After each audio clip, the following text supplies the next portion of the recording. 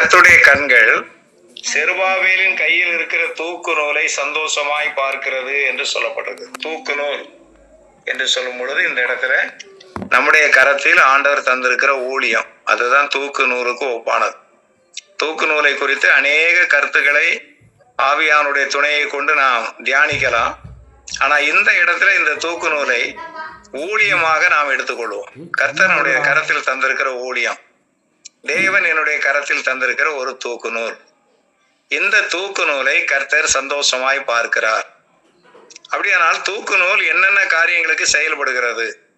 ஒரு சுவரை கட்டுகிற பொழுது அந்த சுவர் நேர்த்தியா இருக்கிறதா, ஒழுங்கும் கிரமமாய் கட்டப்பட்டிருக்குதா, உச்சியில் இருந்து தரை மட்டம் வரைக்கும் அதனுடைய லெவல் சரியா இருக்கிறதா? தூக்கு நூலுடைய வேலை சீர்படுத்துதலும் சரிபார்த்தலும் தான் இந்த தூக்கு நூலுடைய வேலை. இதை போல கர்த்தர் நம்முடைய கரத்தில் தந்திருக்கிற இந்த ஊழியம், இந்த ஊழியமானது ஒரு புறத்தில் நம்மை சீர்தூக்கி பார்க்கிறது, நம்மை சீர்படுத்துகிறது, நம் மூலமாய் அநேக மக்களை சீர்தூக்கி பார்த்து அநேக மக்களை சீர்படுத்துகிறதாகவும் இருக்கிறது. எனவே தேவன் என்னுடைய கரத்தில் தந்த ஊழியம் தேவனால் கண்காணிக்கப்படுகிறது என்கிற ஒரு உணர்வோடு நாம் செயல்பட ஆரம்பித்தால், தேவன் என்னுடைய கரத்தில் தந்த ஊழியத்தை அவர் மகிழ்ச்சியோடு பார்க்கிறார் என்கிற சிந்தனை நமக்குள் இருந்தால், கர்த்தருடைய வேலையை யாரும் அசதியாய் செய்யவே மாட்டாங்க. ஆமென். அவருடைய ஊழியத்தை, அவருடைய வேலையை நாம் உற்சாகமாக செய்வோம், ஊக்கமாக செய்வோம். கர்த்தர் பார்க்கிறார் என்கிற சிந்தனையோடு செய்கிற பொழுது யாக்கோபின் பயபக்திக்குரியவர் நம்மோடு கூட இருந்து அவர் செய்யும் காரியங்கள் அற்புதமும் ஆச்சரியமாக இருக்கும் என்பதற்கு சந்தேகம் இல்லை. எனவே ஆண்டவர் இந்த செருபாபேலுடைய கையில் இருக்கிற தூக்கு நூலை சந்தோஷமாய் பார்க்கிறார். எனவே என்னுடைய ஊழியத்தை கர்த்தர் சந்தோஷமாய் பார்க்கிறார். எல்லாரும் ஒரு நிமிஷம், ஒரு முறை அந்த வார்த்தையை கொஞ்சம் நம்முடைய நாவினால சொல்லி பார்ப்போம். ஆண்டவர் என் கையில தந்திருக்கிற ஊழியத்தை அவர் சந்தோஷமாய் பார்க்கிறார். ஆண்டவர் என்னுடைய கையில் தந்திருக்கிற ஊழியத்தை அவர் சந்தோஷமாய் பார்க்கிறார். ஆமென். ஆண்டவர் என் கையில் தந்திருக்கிற ஊழியத்தை சந்தோஷமாய் பார்த்தால் நிச்சயமாகவே என்னுடைய ஊழியம் தோற்று போகிற ஊழியம் அல்ல, என்னுடைய ஊழியம் வெற்றி காணும் ஊழியம். அல்லேலூயா. என்னுடைய ஊழியம் வெற்றி காணும் ஊழியம். கர்த்தர் என்னுடைய கரத்திலே தந்திருக்கிற ஊழியம் மகிமைப்படக்கூடிய ஊழியம், வல்லமை, தேவனுடைய வல்லமை விளங்க பண்ணக்கூடிய ஊழியம் என்று சொல்லி நம்முடைய மனதுல ஆண்டவர் என்னென்ன வார்த்தையை போடுறாரோ அந்தந்த வார்த்தைகளை சொல்லி சொல்லி சொல்லி சொல்லி ஆண்டவரை மகிமைப்படுத்தி கொண்டே இருக்கலாம். சரியா? நாங்க எங்களுடைய ஊழியத்தை ஆரம்பிக்கிறப்போ 9 வருஷத்துக்கு முன்னாடி 6000 ரூபாய் வாடகைக்கு இப்ப நாங்க ஊழியம் செய்யற இந்த இடத்த வாடகைக்கு அமர்த்தி இங்கதான் ஊழியம் ஆரம்பித்தோம். நான் இப்ப இருக்கிற இடம் தான் என்னுடைய ஆபீஸ் அறை. இப்ப நான் வடக்க பார்த்து உட்கார்ந்து இருக்கிறேன். முன்னாடி பழைய டேபிள், அந்த டேபிள் போட்டிருக்கிறப்போ நான் கிழக்க பார்த்து உட்கார்ந்தேன். இந்தபடி மாறி உட்கார்ந்துருப்பேன். இப்ப நான் பார்த்துருக்கிற முகம், இந்த தோற்றம், இப்படி நான் நிமிர்ந்து பார்த்தா யாரு சர்ச்சுக்குள்ள வர்றா, அங்க சபையில ஹாலில் என்ன நடக்குதுங்கிறத நான் பார்க்கலாம். அப்ப ஆரம்ப காலத்துல கிட்டத்தட்ட ஒரு 7 மாதம் என்னுடைய டேபிள் இப்படி மாறிதான் கிடக்கும். காரணம் என்னன்னாச்சுன்னா, கிழக்க பார்த்து ஒரு ஜன்னல் இருக்குது, அந்த ஜன்னலை தான் பார்த்துக்கிட்டு ஜோம் பண்ணிக்கிட்டே இருப்பேன். ஆண்டவரே ஆத்துமாக்களை தாருயா, ஆத்துமாக்களை தாருயான்னு சொல்லி 7 மாதங்கள் தனி ஒரு நபராக. சரியா? ஆண்டி அப்போ வேலை பார்த்துக்கிட்டு இருந்தாங்க. பிள்ளைகள் அன்றைக்கு வாலிப பிள்ளைகள் படிச்சு முடிச்சுட்டு பெரிய பாப்பா அப்போ வேலைக்கு போயிட்டா. அப்போ பிள்ளைகள் எல்லாம் சிஎஸ்ஐ சர்ச்சுக்கு போயிட்டு இருப்பாங்க. ஆண்டியும் சிஎஸ்ஐ சர்ச்சில் அங்கே யூத் மீட்டிங் மற்ற சிறுவர்கள் ஊழியத்தை பண்ணிக்கிட்டு இருந்தாங்க. அதனால ஊழியங்களுக்கு தடை இருப்பதில்லை. நான் அங்கே அனுப்பிடுவேன். நான் எங்கேயாவது ஞாயிற்றுக்கிழமை ஒரு 2-3 சபைகளில் போய் செய்தி கொடுத்துட்டு மற்றபடி மற்ற காலங்கள்லாம் மிஷனரி ஃபீல்டுக்கு போயிடுவேன். இப்படிப்பட்ட சூழல்ல கர்த்தர் சபையை தொடங்க சொல்லிட்டாரு. 7 மாதம் உட்காந்துக்கிட்டு இருந்தேன். 7 மாதம் நான் சுவரை பார்த்து தான் ஜெபம் பண்ணிக்கிட்டு இருந்தேன். ஆனா அந்த நாட்கள்ல ஆண்டவர் கொடுத்த இந்த வார்த்தை, அற்பமான ஆரம்பத்தின் நாளை யார் அசட்டை பண்ணக்கூடும். பூமி எங்கும் சுற்றி உலாவுகிற கர்த்தருடைய 7 கண்களும் செருபாபேலின் கையில் இருக்கிற தூக்கு நூலை சந்தோஷமாய் பார்க்கிறது. அப்ப இந்த காரியத்தை, இந்த வசனத்தை கொண்டு கர்த்தர் பேசுகிற பொழுது நான் மிகுந்த ஆறுதல் அடைந்தேன். ஆண்டவர் என்னுடைய கரத்தில் கொடுத்த இந்த ஊழியத்தை சந்தோஷமா பார்க்கிறார். நான் தனியா உட்கார்ந்து செய்கிற இந்த ஊழியத்தை கர்த்தர் சந்தோஷமாய் பார்க்கிறார். அவர் என்னை பார்க்கிற வரைக்கும் என் வாழ்க்கையில ஒரு குறையும் இருப்பதில்லை என்கிற ஒரு நிறைவான நம்பிக்கையும் நிறைவான மகிழ்ச்சியும் என் உள்ளத்தில் பொங்கிக்கிட்டே இருந்தது. திடீரென்று ஒரு நாள் மெண்டலான ஒரு நபரை இந்த சபையில கொண்டு வந்து ஆண்டவர் சேர்த்தார். அந்த அம்மா வந்து உட்காரும். அவங்கள பார்த்தது எங்களுக்கு ஒரு பெரிய சந்தோஷம். நமக்கு ஊழியத்துல வேற ஒரு அம்மா உட்கார வச்சிருந்தேன். ஆக நாங்க 3 பேருமா உட்காருவோம், ஜெபம் பண்ணுவோம். அது சும்மா உட்காந்து ஒருன்னு பார்த்துக்கிட்டே இருக்கும்.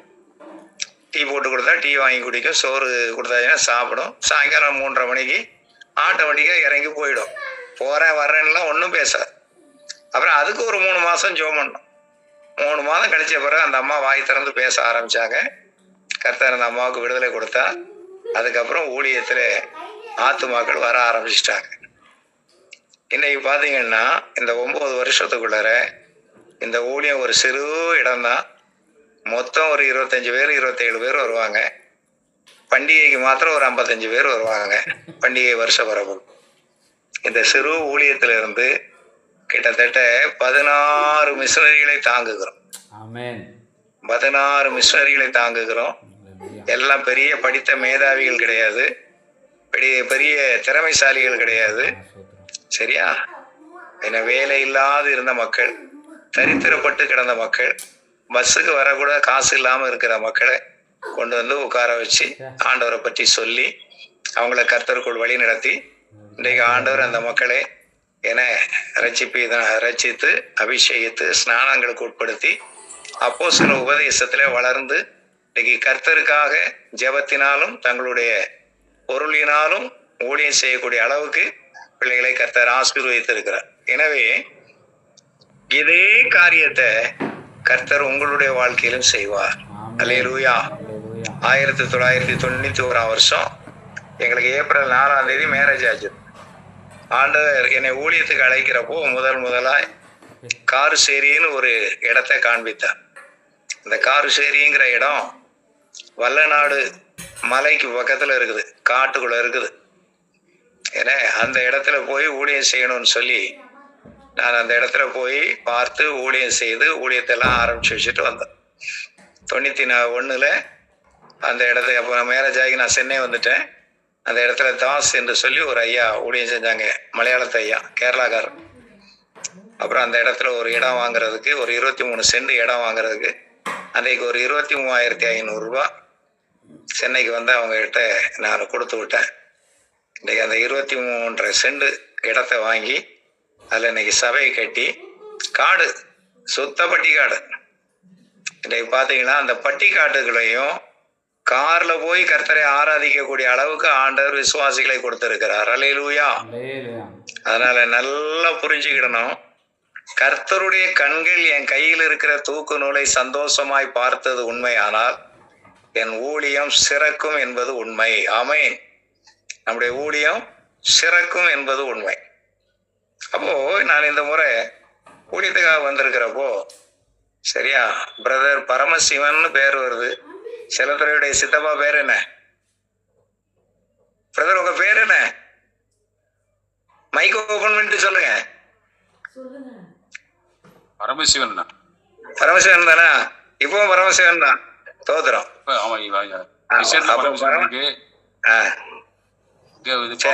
சர்ச்சில பவுல். இப்ப இந்த பவுல் ஐயா அன்னைக்கு நான் வந்து சேர்ந்த உடனேயே செல்லத்துறையிட்ட கேட்டு எங்க சபையிலையும் கொஞ்சம் பேச வர சொல்லுங்க அப்படின்ட்டு. நான் எங்க போனாலும் ஒரு நேரத்தை கூட வீணடிக்க விரும்ப மாட்டேன். எப்படியாயிலும் 4 பேரோட சேர்ந்து ஜெபிக்கவோ செய்தி பகிர்ந்து கொள்றதுக்கோ அது எனக்கு ரொம்ப பிரியம். உடனே அங்க போயாச்சுன்னா அவங்க சர்ச்சை பாக்குறப்போ நான் ரொம்ப ஆச்சரியப்பட்டேன். ஆனா அந்த சபையிலே தேவனுடைய கிருபை இருக்கிறது. அதுபோல நம்ம இளம் வாலிபர் ஜப ஐக்கியத்தில் இருக்கிற எல்லா பிள்ளைகளோடும் கர்த்தர் இருக்கிறார். உங்களுடைய கையில் இருக்கிற தூக்கு நூலாகிய ஊழியத்தை கர்த்தர் சந்தோஷமாய் பார்க்கிறார். எனவே கர்த்தருடைய வார்த்தையாய் தீர்க்க தரிசனமாய் சொல்லுகிறேன். ஏசாயா 60:22 படி சின்னவன் 1000 சிறியவன் பலத்த ஜாதியும் ஆவான். கர்த்தராகிய நான் இதை ஏற்ற காலத்தில் தீவிரமாய் நடப்பிப்பேன் என்று சொன்ன கர்த்தர் தமது வார்த்தையின்படியே நம்மை ஆசீர்வதித்து பெருக பண்ண அவர் ஜீவனுள்ள தேவனாயிருக்கிறார். அவர் மாறாத கர்த்தராயிருக்கிறார். எனவே கர்த்தர் தாமே இந்த சகரியா 4:10 படி உங்களையும் உங்களுடைய ஊழியங்களையும் நேசித்து ஆதரித்து நீங்கள் மென்மேலும் பலுகி பெருகிட உங்களுடைய ஊழியம் வர்த்திக்கப்பட தேவன் தாமே அனுக்கிரகம் செய்வாராக என்று வாழ்த்தி இந்த வார்த்தையை நிறைவு செய்கிறேன். கர்த்தருடைய ஆசீர்வாதம் உங்கள் அனைவர் மீதும் நிறைவாய் தங்குவதாக. ஜெபம் செய்வோம். கிருபை நிறைந்த தேவனே உம்மை துதிக்கிறோம். உடைய பரிசுத்த கரத்தின் ஆளுகைக்குள் அருமையான ஊழியர்களை ஒப்பு கொடுக்கிறேன் அப்பா. ஒவ்வொரு சகோதரர்களையும் அவருடைய குடும்பத்தின் அங்கத்தினர்களையும் கர்த்தாவே உடைய கரத்தினால் தொட்டு ஆசீர்வதியும்.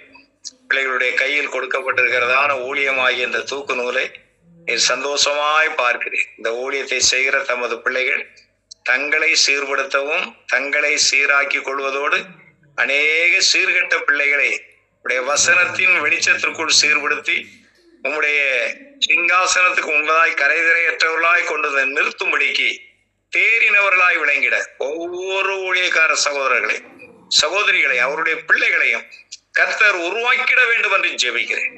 கர்த்தருடைய ஆசீர்வாத சகரியா 4:10 படி அது பிள்ளைகளுடைய சிரசின் மீது நிறைவாய் தங்கட்டும். இயேசுவின் நாமத்தில் ஜெபத்தை ஏறெடுக்கிறேன் பிதாவே. ஆமென். God bless you. நம்ம எல்லாரும் சேர்ந்து சொல்லுவோம். என் ஆத்துமாவே கர்த்தரை ஸ்தோத்திரி.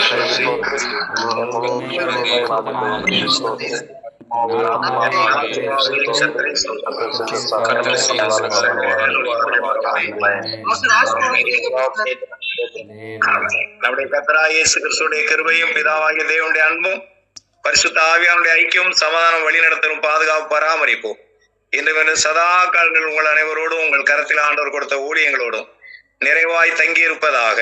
ஆமென். ஹல்லேலூயா. எல்லாரும் ஸ்தோத்திரம். Praise the Lord.